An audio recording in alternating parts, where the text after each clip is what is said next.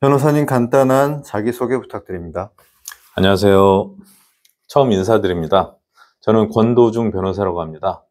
2001년 43회 사법시험 합격 후에 대기업에서 오랫동안 법무를 맡고 있다가 영국 런던에서 공부했고요. 귀국 후 상법 박사학위를 취득했습니다.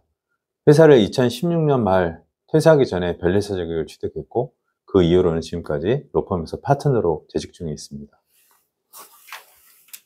현재 50-50 관련해서 전속계약 효력정지 가처분 소송이 진행 중인데 쟁점 사항에 대해서 어떻게 보시는지요? 네, 제가 한간에 떠도는 전속계약 효력정지 가처분 소송의 쟁점 3가지는 다음 사항들이라고 알고 있습니다. 첫째, 정산 자료를 상세하게 제공하지 않았다는 점. 둘째, 건강 상태가 안 좋은 상태에서 스케줄을 강행시키는 등 신체적, 정신적 건강관리 의무를 위반하였다는 점. 셋째, 소속사의 계약 위반과 신뢰의 관계가 파기됐다는 점. 이렇게 알고 있습니다. 이와 관련해서 구체적인 가처분 신청서의 내용을 알 수 없는 상태에서 대략적으로 보면 전속계약 효력정지 가처분은 통상적으로 계약의 효력을 긴급하게 정지시키지 않으면 소속 가수에게 금전적으로 회복할 수 없는 손해를 가져오는 경우에 신청하게 됩니다. 즉, 전속계약 해지에 대하여 양 당사자 간의 다툼이 예상될 때에는 우선적으로 소속 가수는 활발한 연애활동을 계속하기 위해서 전속계약 효력정지 가처분을 신청하기도 합니다. 그러나 이는 전속계약 해지 자체가 아니라 긴급한 필요에 따른 보전 처분일 뿐입니다. 하지만 1년 이상 걸리는 소송 과정에서 전속계약의 해지를 다투는 경우에는 소속사와 소속가수 모두에게 치명적인 경제적 손실과 이미지의 훼손이 뒤따르게 되므로 이를 피하기 위해서 가처분 신청을 먼저 진행하게 됩니다. 그 결과 인용받게 된다면 소속가수는 이를 토대로 소속사에 해지 통보를 하거나 전속계약 효력 부존재 청구 소송을 진행하기도 합니다. 본 사건에서는 50-50 소속 가수들이 2023년 지난 6월 16일 소속사인 어트랙트에 해지 통보를 한 것으로 알려져 있습니다. 이번 가처분 결정이 나오면 전속계약 해지 소송이 진행될 경우에 어떤 영향을 미치게 될까요? 이미 말씀드린 대로 전속계약 효력정지 가처분 신청은 전속계약 해지 소송과는 소송의 목적이 다릅니다. 다만 법원은 가처분 인용의 필요성과 관련하여 소속사가 소속가수의 인격권을 침해하여 기본적인 신뢰관계가 무너져서 정상적인 계약관계가 유지되기 어려운 것인가를 기준으로 판단하고 있는 것으로 보입니다. 따라서 법리적으로는 가처분의 인용 필요성과 해지의 정당성은 구별되어야 하나 1심 전속적인 계약의 특성상 소속사와 소속가수 간의 신뢰관계가 파기된 상황에서 계속 계약관계를 유지한다고 인정하는 것은 노예계약을 인정하는 것과 같은 불합리한 결과가 되므로 사실상 효력정지 가처분이 인용되는 경우에는 전속계약 해지 소송에서도 해지가 인정될 가능성이 큽니다. 소송 결과에 대해서 어떻게 예상을 하시고 계십니까? 최근 위 가처분 소송 중 조정기일이 잡혔습니다. 근데 50-50 부모들이 나와서 어트랙터와 계속 관계를 지속할 의사가 없음을 명확히 함으로써 조정이 불발된 것으로 알고 있습니다. 따라서 현재로서는 가처분 결정을 기다릴 수밖에 없습니다. 위 가처분 소송에 대한 결과 예상은 2가지 요소를 기준으로 예상해야 합니다. 첫째, 전속계약의 내용.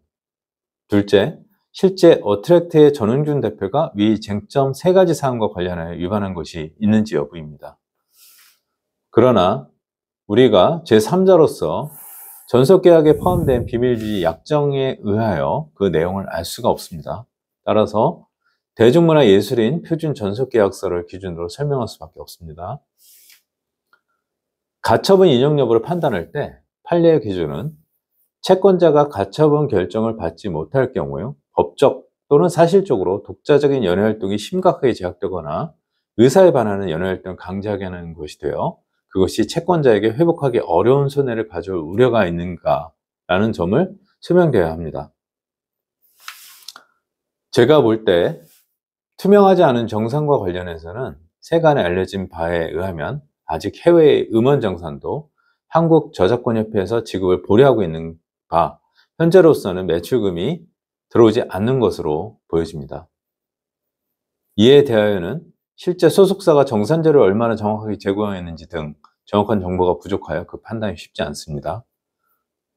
또한 건강 상태가 안 좋은 상태에서 스케줄을 강행시킨 것과 관련해서는 이미 해당 가수가 병원에 다니거나 퇴원한 이상 이는 가처분 신청의 요건인 전적으로 회복이 불가능한 긴급 상태라고 보기는 어려워 보입니다.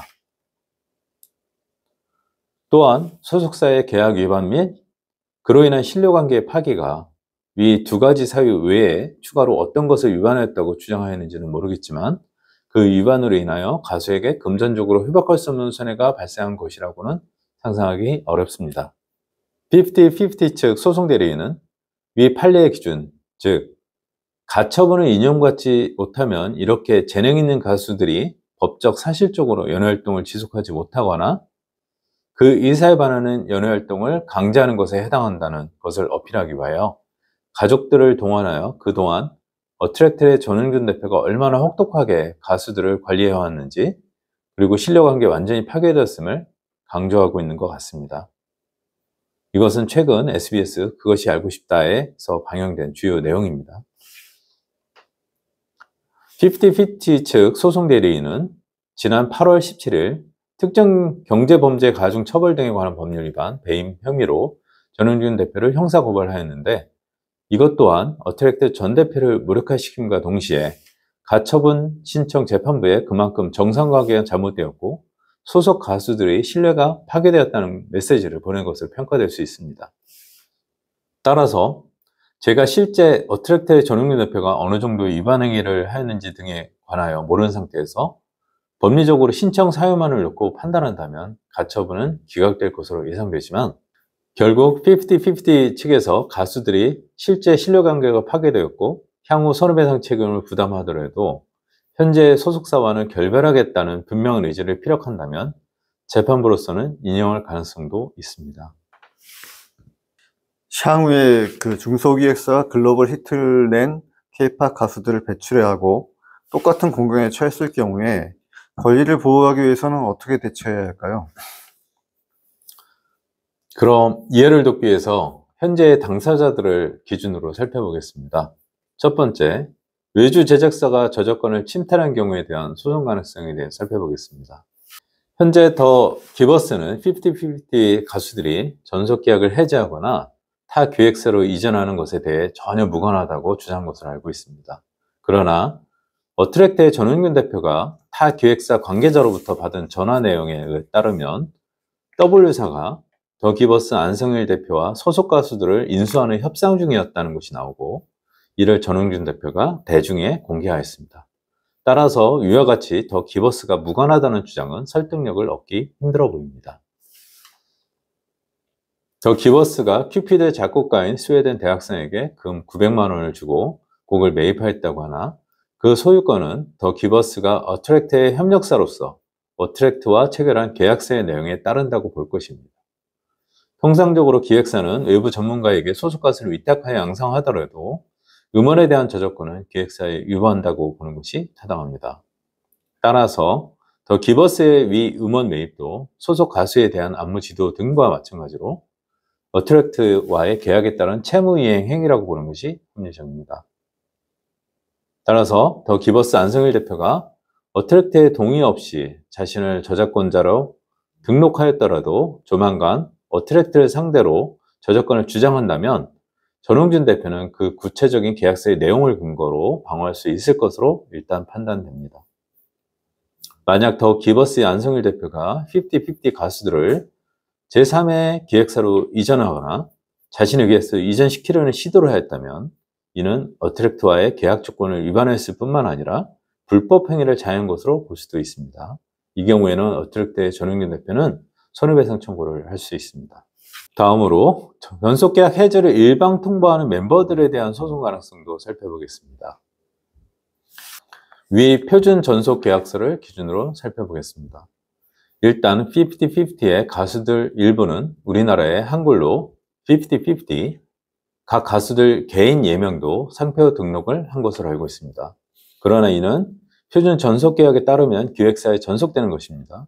따라서 이는 전속계약 위반사항으로서 채무불이행에 해당하므로 어트랙트는 각 해당 가수들에 대하여 손해배상을 청구할 수 있고 전속계약을 해지 통보할 수도 있습니다. 더 나아가 상표권 침해를 금지하는 소송을 제기할 수도 있습니다. 만약 가수들 중 일부가 실제 아픈 것이 아님에도 불구하고 꾀병으로 입원하였다거나 제3의 기획서의 이전을 위하여 태업을 하는 것으로 확인된다면 손해배상 청구와는 별개로 이는 표준 전속계약서에서 정한 가수가 계약기간 도중에 계약을 일방적으로 파기할 목적으로 계약성의 내용을 위반한 경우에 해당하여 직전 2년간의 월평균 매출액에 자녀 계약기간의 개월수를 곱한 금액을 위약벌로 어트랙트에게 지급해야 합니다.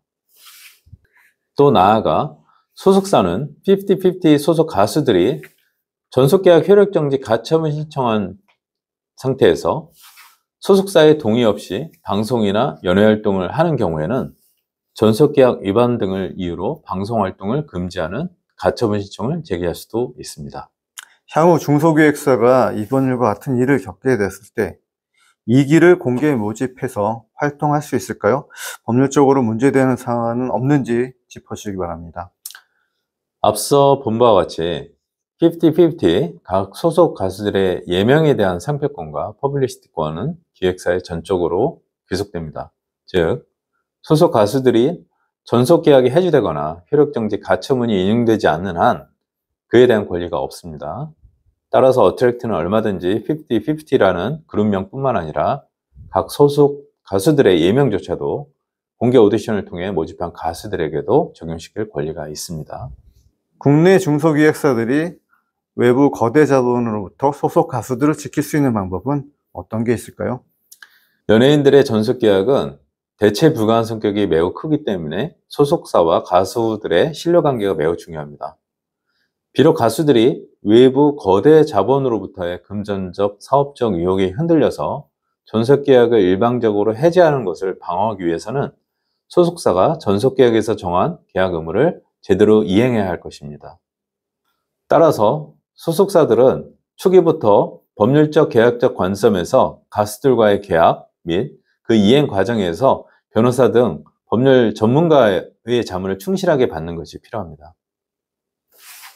또한 기존 연예 기획사들의 일방적인 관리 관행에서 벗어나 새로운 관념을 가진 MZ세대들을 이해하고 그에 맞추어 합리적으로 처우하고 관리해야 할 것입니다. 끝으로 하실 말씀은? 지금까지 간단하게 50-50 사건을 짚어봤습니다. 구체적인 자료와 정보가 부족한 상태라 여러 가정적인 판단을 할 수밖에 없었지만 지금껏 우리가 봐왔던 소속사 갑질 사례가 아닌 오히려 가수의 갑질 사례인 것처럼 보이는 점이 대중의 관심을 크게 끈 사건이라 살펴볼 의미가 있었다고 생각합니다. 앞으로도 여러 이슈를 비롯하여 일반 대중들의 소소한 궁금증까지 해소하는 데 작은 도움을 드리고자 합니다. 이것이 제가 사회적 약자들에 대하여 돕는 봉사라고 생각합니다. 한국의 중소기업사들이 BTS를 성공시킨 빅히트를 꿈꾸며 절치부심 노력하고 있는데 국내외 거대 자본들이 그러한 생태계를 파괴하고 독식하려는 침해 행위를 감안할 때 경제적인 약자인 국내 중소기획사가 분명히 사회적 약자라고 보여집니다. 앞으로 종종 찾아뵙고 인사드리겠습니다.